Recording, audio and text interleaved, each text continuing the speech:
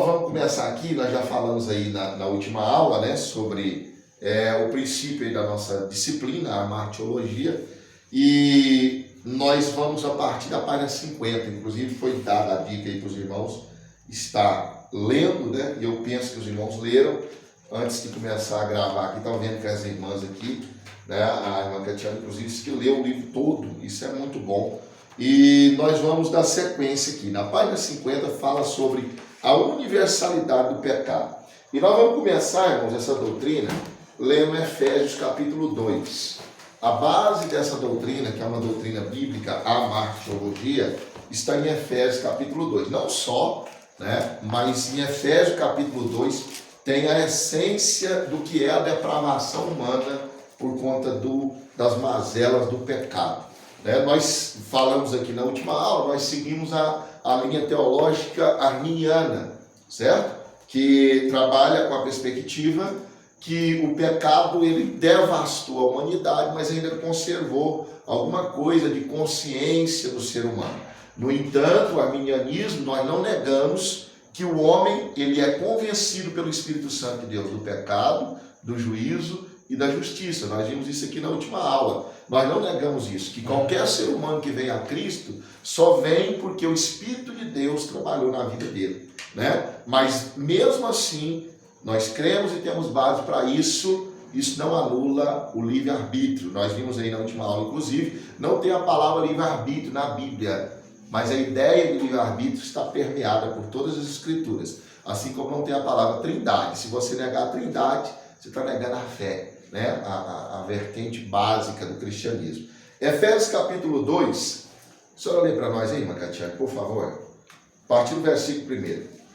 Ele vos concedeu a vida, estando vós mortos em vossas transgressões e pecados, nos quais andastes no passado, conforme o curso deste sistema mundial, de acordo com o príncipe do poder do ar, o espírito que agora está atuando nos que vivem na desobediência. Anteriormente, todos nós também caminhávamos entre eles, buscando satisfazer as vontades da carne, seguindo os seus desejos e pensamentos, e éramos por natureza destinados à ira.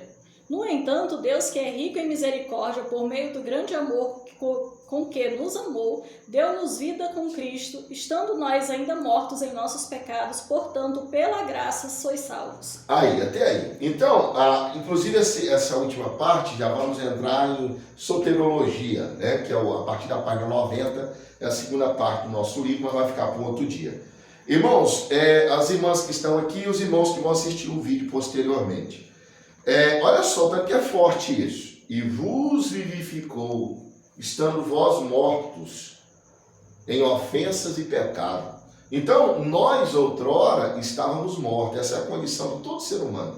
A natureza caída. O pecado é algo que devastou a humanidade de uma forma muito grande, certo? As pessoas agora, recentemente, só para os irmãos terem ideia, não é fugindo aqui do tema não, mas as Olimpíadas de Paris teve uma apresentação de muito mau gosto, e não só pelo, não sei o quê, não, pelo mau gosto mesmo, né? Eu estava até lendo um escritor aí dizendo, olha, esse vovô Smurf feio, obeso aí, né? Mas é uma questão de mau gosto estética, e aí virou um furdúncio, né? As pessoas e um negócio na internet e não sei o quê. Não, o mundo está seguindo só o seu próprio curso, né? Do mundo, você não tem que esperar nada de bom do mundo, você não tem que esperar nada de bom. A carne, a natureza humana, ela está em inimizade contra Deus.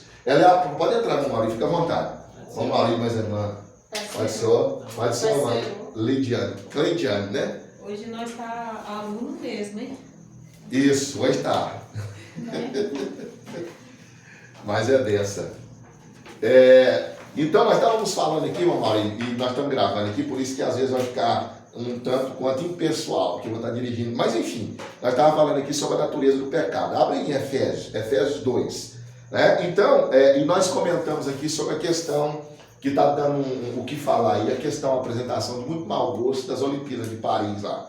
Né? Então, assim, mau gosto estético, mau gosto, mas do mundo você não tem que esperar nada não, certo? A menina lá, tem uma menina do Brasil, inclusive, não é o tema da nossa aula, mas só para os irmãos entenderem. Mandou uma mensagem em Libras lá, dizendo, olha que eu não tenho acompanhado não, irmãos, eu nem tenho televisão aberta em casa, né? Eu não acompanho, mas o negócio, você deu tanta informação, está difundida hoje. Ela mandou uma mensagem, Jesus é o caminho, a verdade e a vida em Libras, e pode ser que tenha uma punição para ela. Aí a gente fica, nossa, não, o mundo é isso. O mundo, ele não está nem em inimizade, ele é a própria inimizade contra Deus, né? Então isso é da natureza humana, infelizmente. Aí Efésios 2, irmãos, voltando aqui, e vos vivificou, estando vós mortos em ofensas e pecado. Esse era o nosso estado antes da conversão, certo? Mortos em ofensas e pecados. Aí segue assim, ó, em que noutro tempo andar segundo o curso deste mundo, segundo o príncipe das potestades do ar, do espírito que agora opera nos filhos da desobediência, certo? O ser humano natural, ele está em inimizade contra Deus. Romanos capítulo 1, capítulo 2, né? Aqui a nossa referência é Efésios. Romanos é só uma citação que eu vou dizer aqui. A Bíblia diz que Deus os entregou à imundícia do seu coração, certo? Então, a falta de conhecimento de Deus, eles recusaram em ter conhecimento de Deus, e isso os leva a ser entregue à imundícia do seu próprio coração. Aí entra uma questão aqui fundamental da amartiologia, irmãos. Nenhum de nós viemos a Deus porque, não, achei bonitinho, achei bom. Não, se você se converteu, você teólogo, precisa conscientizar isso. Pode entrar, Maria, fica à vontade. A nossa condição é de completa inimizade contra Deus, né? Então, se nós nos convertemos, como já dissemos aqui, foi um trabalhar do Espírito Santo de Deus. E o que o Espírito Santo de Deus faz? Vos vivificou. Olha, e que estavam mortos em ofensa e pecado, andavam segundo o curso deste mundo, segundo o príncipe das potestades do ar, do espírito que agora opera nos filhos da desobediência, certo? Então, irmãos, Paulo, quando ele escreve aos Coríntios, ele escreve assim, olha, eu temo que assim, como a serpente enganou Eva, vocês de alguma maneira sejam corrompidos os vossos sentidos e apartem da simplicidade que há em Cristo Jesus, certo? Então, o operar do espírito da desobediência continua operando no mundo. Então, quando a gente vê os camaradas tripudiando a Santa Ceia lá na Olimpíada de Paris, ou não sei o quê, é o mundo, irmão. O mundo não pode fazer nada de melhor que isso, não. O mundo é isso aí. O mundo está inimizado contra Deus. Agora nós vamos aqui para o livro, propriamente dito, a partir da página 50, a universalidade do pecado. Eu mandei um vídeo para os irmãos na semana passada, falando um pouco sobre isso. Os irmãos leram aí o livro? Os irmãos que chegaram por último aí? Leram alguma coisa do livro? Pastor, esse aqui eu ainda estou com ele intacto ainda. Mas vamos estrear agora. Lê para nós aí, missionário Deus. A universalidade do pecado, página 50. Lê o primeiro parágrafo aí, por gentileza. Pastor, eu vou deixar para outro dia. Só Eu tá esqueci sem óculos. Eu vim mais Leia, pensando no negócio do ensaio. Pode ser a senhora, Macleidiane. Eu? Isso, por gentileza. Esse breve subtópico estou propondo para estar abordando sobre o sentido e alcance universal do pecado original. Porque, como já vimos, o pecado do primeiro casal, ou seja, Adão e Eva, causou a degradação e corrupção moral da raça humana. Podemos apontar que o pecado original teve uma abrangência universal. Rodman Williams defende que todas as declarações do Antigo Testamento que estão relacionadas ao pecado original atestam a pecaminosidade universal do homem. Não há ninguém que jamais peque, ninguém que possa afirmar ser livre de pecado, ninguém justo diante de Deus. Essas declarações na palavra de Deus, sem dúvida, não estão ali só por revelação divina, mas também representam as mais profundas percepções da experiência humana. Esses pressupostos não estão somente alicerçados em textos do Antigo Testamento, mas se tornam mais abrangentes no Novo Testamento, em que essa doutrina tem uma exposição mais ampla. O apóstolo Paulo afirma de forma contundente: todos se desviaram do caminho e juntamente se tornaram inúteis. Não há quem faça o bem, não há nenhum. Até aí. Olha só, irmãos. Romanos.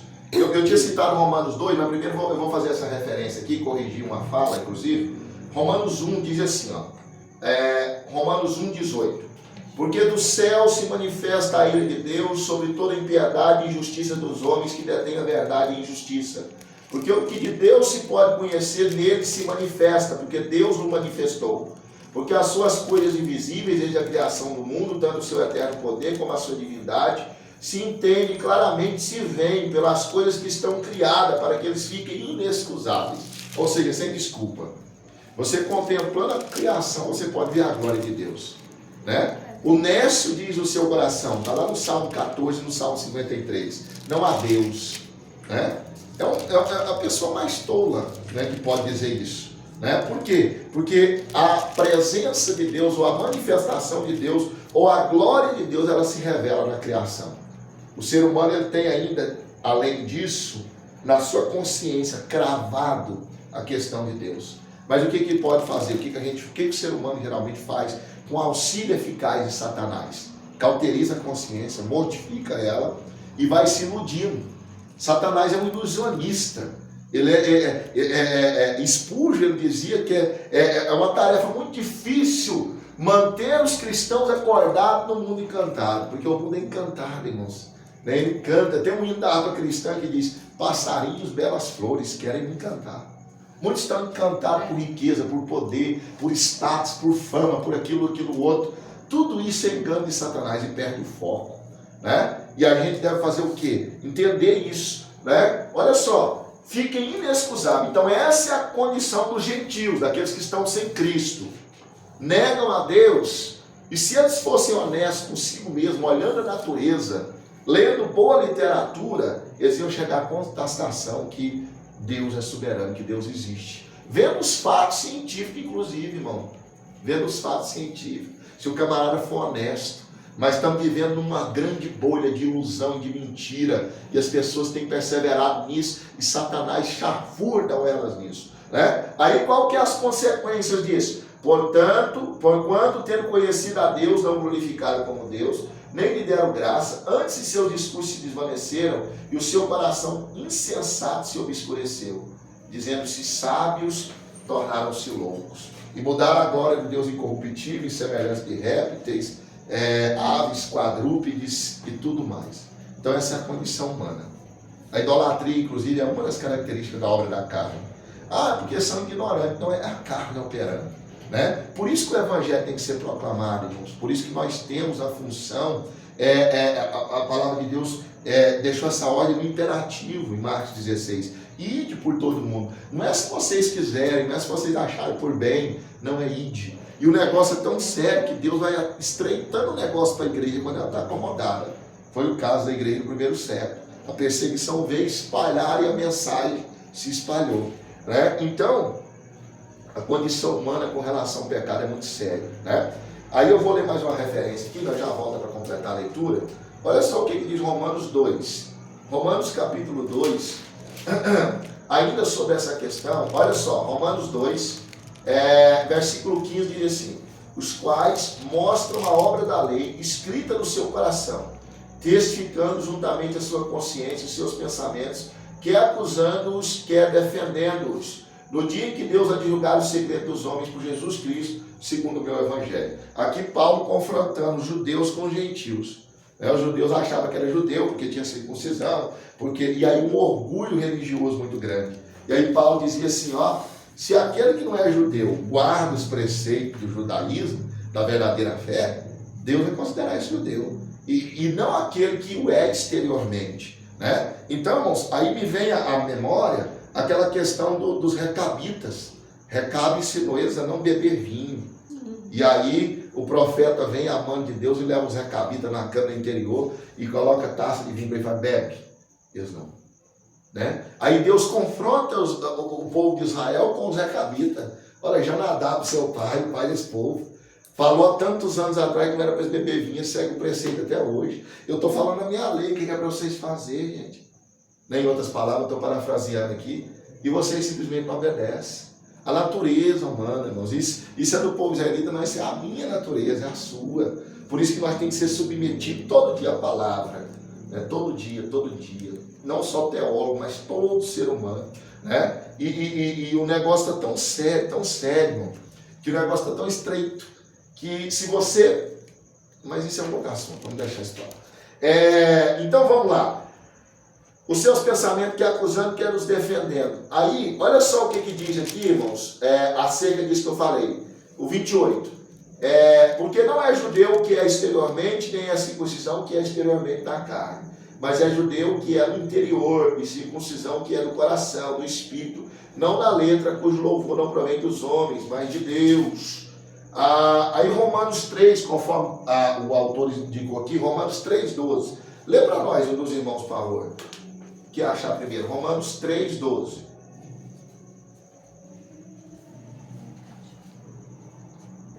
Lê do 9 até o 12. Um dos irmãos, das irmãs que encontraram primeiro, lê para nós, por favor.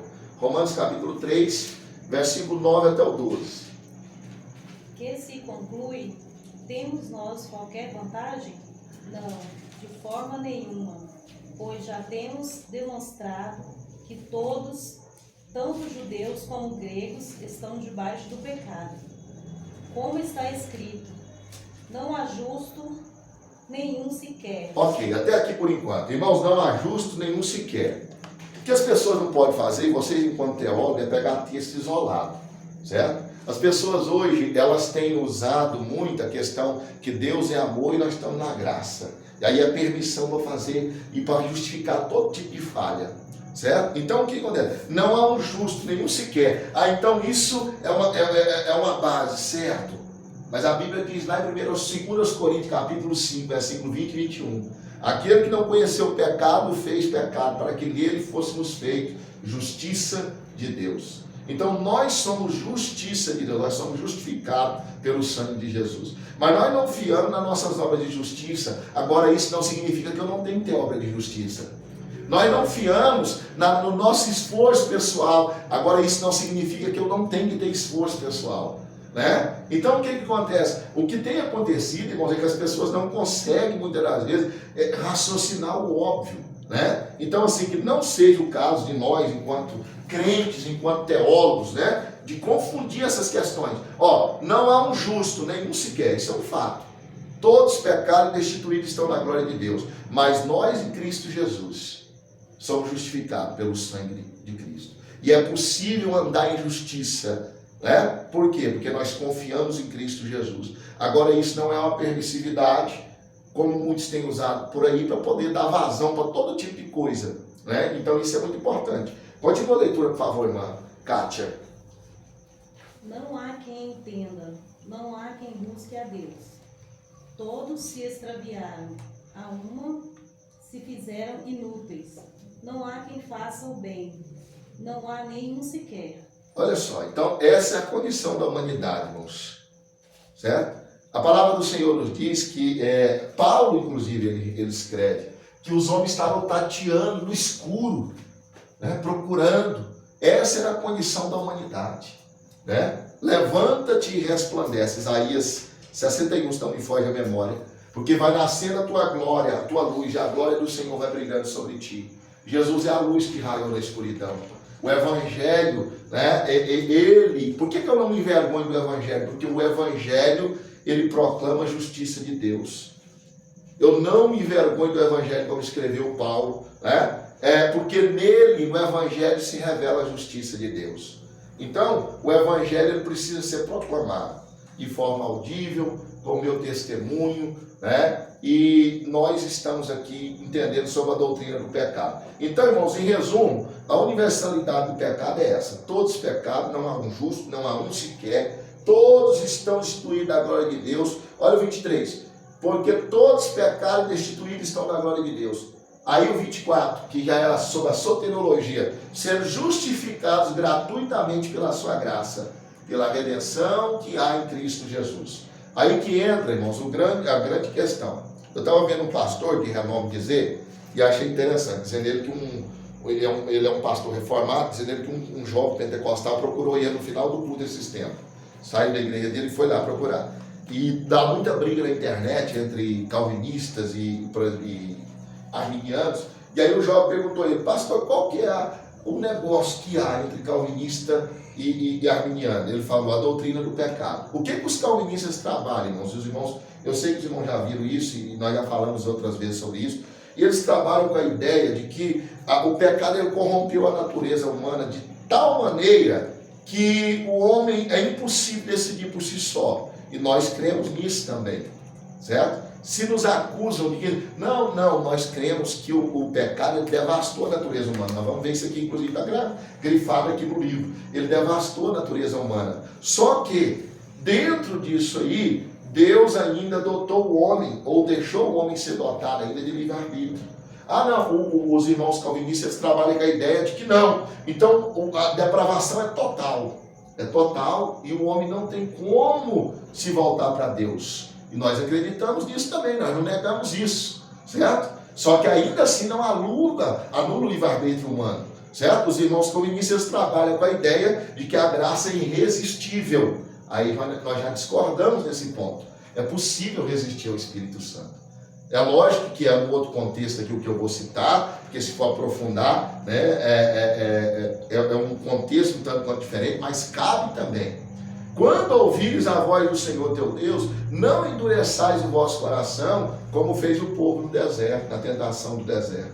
Então é possível resistir ao Espírito Santo.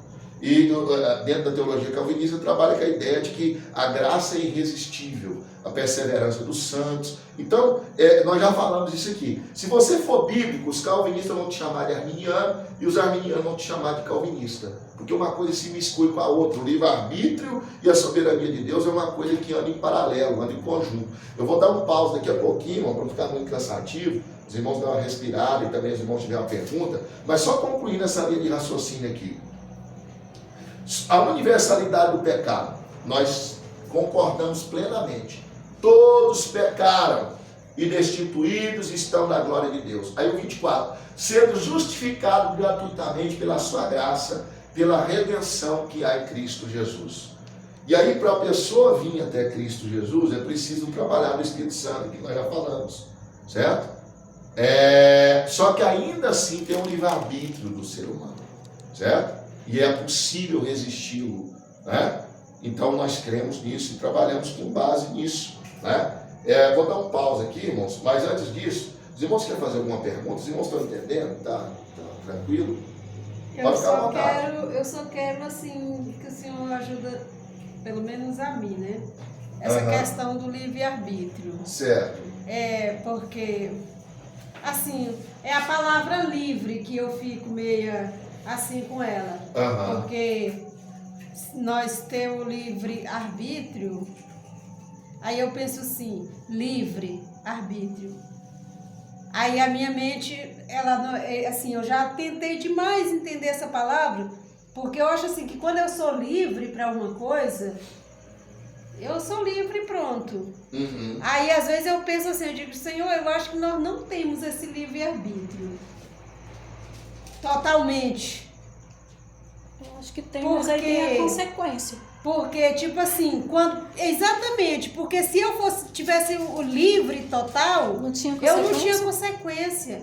Mas aí eu preciso ouvir do Senhor, que essa questão aí, para me tirar essas... É aí que entra, irmã Neuza, e nunca vai ser resolvida essa questão, porque é o seguinte, os calvinistas puxam para um lado e os arminianos para o outro, mas ambos têm razão.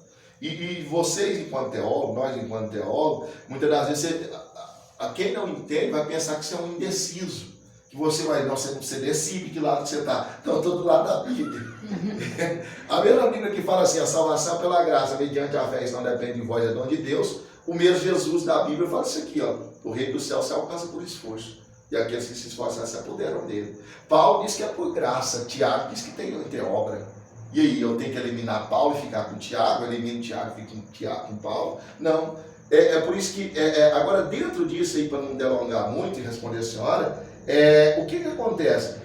O livre-arbítrio, aí é uma crítica a nós arminianos, ele não é tão livre assim, porque tem uma influência maligna no mundo, tentando influenciar as nossas decisões, e tem a nossa carne, que é ruim, que pende para o lado. Só que nós trabalhamos com a ideia que no meio de tudo isso, de Satanás operando, a nossa carne que é corrupta, Deus lança luz, né? Coloca temor no coração. Por quê? Nós lemos aqui em Romanos, olha só o que diz em Romanos.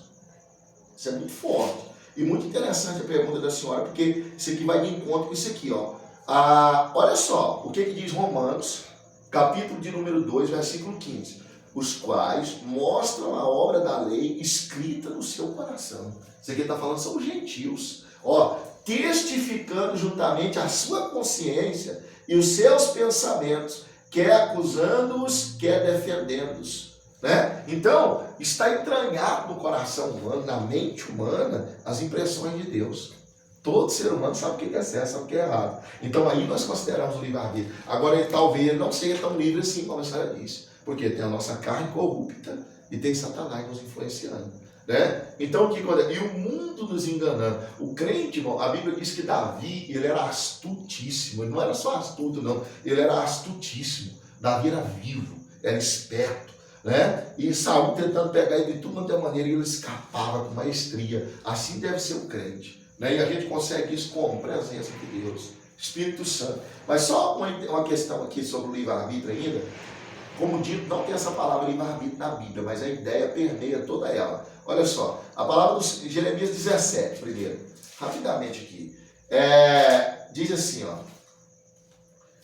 ó. Deixa eu ver aonde que está aqui, deixa eu ver. Só um minutinho. É o 18 mesmo. Diz assim, ó, no momento, 18:7, no momento em que eu falar contra uma nação e contra um reino para arrancar e para derribar e para destruir, se a tal nação contra a qual falar se converter da sua maldade, também eu me arrependerei do mal que pensava fazer-lhe. E no momento em que eu falar de uma gente, de um reino para edificar e para plantar, se ele fizer o mal diante dos meus olhos, não dando ouvidos à minha voz, então me arrependerei do bem que tinha dito e faria. Isso é livre-arbítrio. Isso é livre-arbítrio. Não é um determinismo de Deus. Eu vou salvar isso aqui independente. Porque o que o determinismo, e eu não falo isso aqui com desdém, com muito respeito, e até reconhecendo a minha ignorância, né? Porque são teólogos muito respeitáveis e homens de Deus, inclusive. Mas o que a grosso modo, o calvinismo afirma? Que uma parte da população foi eleita para a salvação e outra parte destinada ao inferno. Não interessa o que essas pessoas venham a fazer, fica à vontade, mas vamos entrar. Não interessa o que essas pessoas venham a fazer, elas estão destinadas à perdição, certo? Ou seja, todos os pecados destituídos estão na glória de Deus, mas Deus, pela sua graça soberana, escolheu alguns para ser salvos e outros não. Os muitos chamados e poucos escolhidos? Sim, também. E a questão dos eleitos, Romanos 9. Mano, Romanos 9. Você acha que Paulo queria dizer isso quando ele fala que aquilo que eu quero fazer, isso eu não faço, e aquilo que eu quero, isso eu... Como é que é? Sim, a luta da carne contra o espírito, né? Eu não quero estar sempre diante Exato, de mim. sempre diante de mim. Essa é a natureza humana, infelizmente. Mas quantas vezes a gente quer... por exemplo, quantas vezes, Senhor, eu não quero errar nisso aqui, me ajuda. Lá estou eu de novo fazendo. Exato. Meu Deus, tem misericórdia, Senhor. Miserável homem que sou. Quem me livrará do corpo dessa morte? Agora, irmãos, olha só o tanto que é interessante isso aqui, os irmãos estudantes de teologia. É lógico que o diploma é uma besta, mas no mundo como hoje, mas não é só isso, é o conhecimento. Certo? E o conhecimento, irmão, ele inquieta, ele incomoda, só que ele produz um gozo inefável também. Certo? Eu já disse isso aqui, inclusive, tem um físico. Houve um físico, o Albert Einstein, dizer que uma mente, depois que ela expande, ela não volta ao tamanho original. Então, assim, a gente deve se indagar sempre. E a martiologia, ela é uma doutrina bíblica que faz a gente pensar exatamente nessa questão, certo? Todos os pecados, pode ficar à vontade, não pode ficar à vontade. Todos os pecados destituídos estão na glória de Deus. Só que dentro disso, ainda há, na mente humana, as impressões deixadas pelo próprio Deus. Só que o nosso inimigo, ele é astuto e toda hora ele maquina coisas, e aí nós temos que estar ligados, certo? Tem que estar ligado. Pedro ele diz assim para nós responder acerca dos que perguntam da nossa fé com mansidão, certo?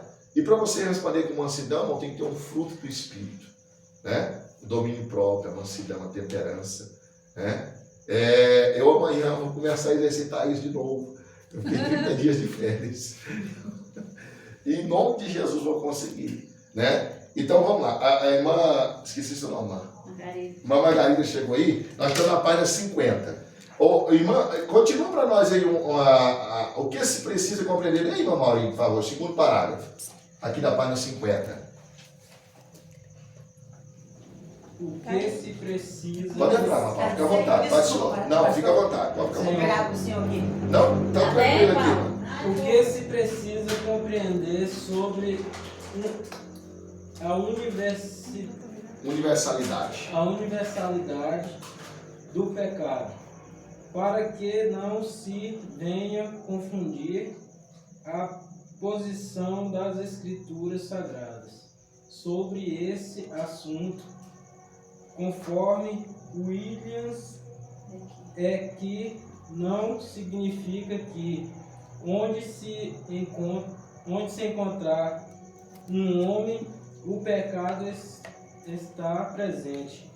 A mais correta das pessoas é dominada pelo pecado, no sentido de que até seus atos aparentemente bons derivam de um interesse. Bom dia, E um gente. interesse egocêntrico. O pecado é tão universal quanto a raça humana.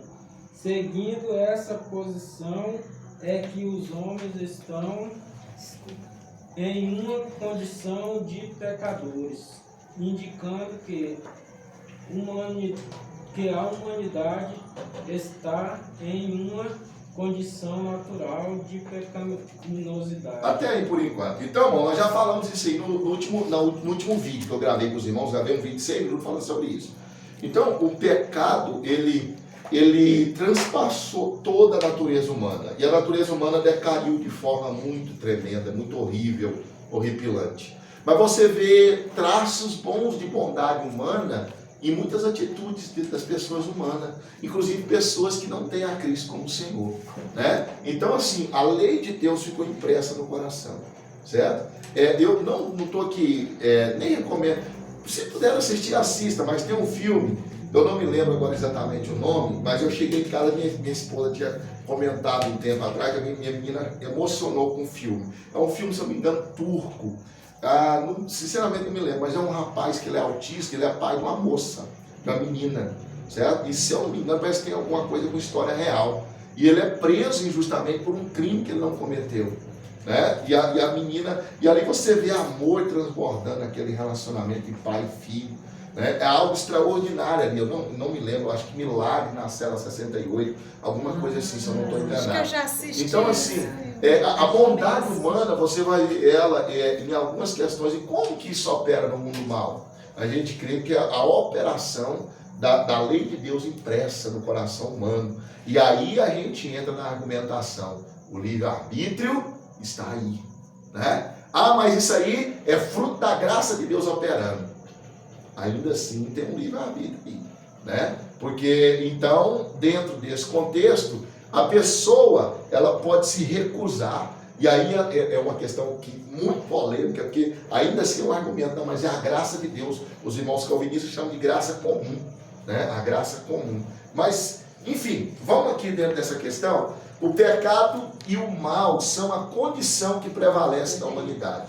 Podemos acrescentar que isso é salientado ainda mais pelo fato de um homem natural ser espiritualmente morto. Efésios capítulo 2, como nós já lemos. Estando mortos em delitos e em pecados. Certo? Então, irmãos, nós dizíamos aqui no começo da aula, nós não devemos escandalizar com nada que o mundo faz. O mundo ele é hostil à fé. E ele vai continuar sendo, da natureza humana caída. Né? Então, os irmãos entenderam essa parte aqui, irmãos? Amém. Amém? Nós vamos ir para a página 52, eu vou fazer um apanhado geral aqui e nós vamos seguir para frente. A extensão do pecado. Eu espero que os irmãos tenham lido. Leram, irmão Margarida? Leram, fala. Li. Amém. Ó, nesse subtópico, eu vou ler aqui o ponto 3, página 52. Nesse subtópico, só uma questão aqui antes disso, irmão. A universalidade do pecado se deve à corrupção da natureza humana. E a palavra de Deus afirma que o primeiro homem violou a vontade expressa de Deus. E por consequência, toda a vida humana se corrompeu. Né? É o pecado herdado. Então, quando Adão pecou, todas as mazelas humanas entraram no coração humano. Certo? Mas nós vemos, irmãos, pela experiência e pela própria Bíblia, que por aumentar a iniquidade, o amor de muitos se esfriará. Mas eu sei que os irmãos talvez podem ter tido essa experiência. É possível você pegar uma menina, por exemplo, ou um rapaz, que foi criado no temor de Deus, e ele é livre de muitas mazelas que outros conheceram. E essa pessoa pode ser corrompida também, certo? Você consegue, o ser humano, Satanás consegue induzir essa pessoa à corrupção. Satanás ele trabalha de uma maneira sedutora muito grande através dos seus agentes humanos, né? Inclusive. Aí dentro disso aqui, a extensão do pecado. O pecado afetou o universo espiritual. Estou lendo aqui, irmãos, do segundo ponto aqui. O pecado afetou o universo espiritual. As consequências trazidas pelo pecado produziram prejuízos incalculáveis em todas as dimensões da existência. A natureza geme, irmãos.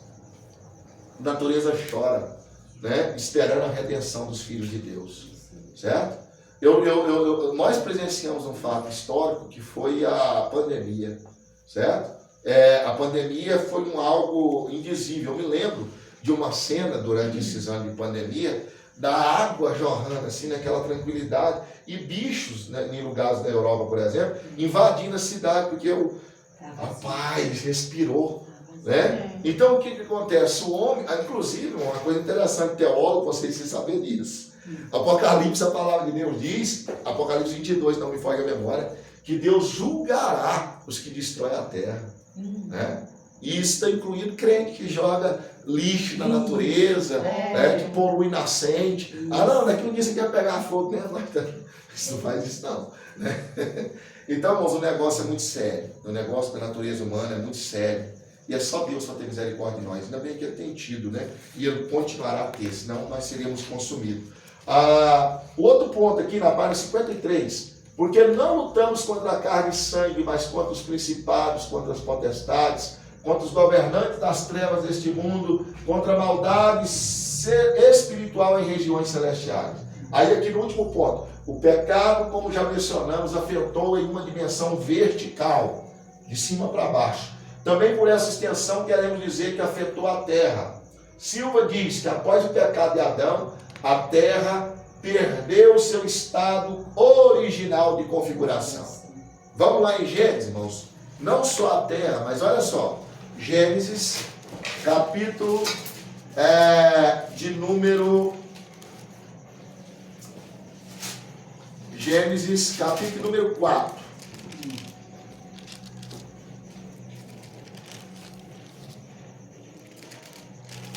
Capítulo 4 de Gênesis. Quem encontrar primeiro, leia para nós, irmã Paula, do 1 ao 7.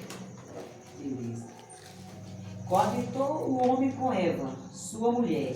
Esta concebeu e deu à luz a Caim. Então disse: adquiri um varão com o auxílio do Senhor. Depois deu à luz a Abel. Seu irmão Abel foi pastor de ovelhas e Caim lavrador. Aconteceu que no fim de uns tempos Caim do fruto da terra uma oferta. Caim trouxe uma oferta ao Senhor. Vou chegar, irmão. 4. Abel, por sua vez, trouxe das primícias do seu rebanho e da gordura deste.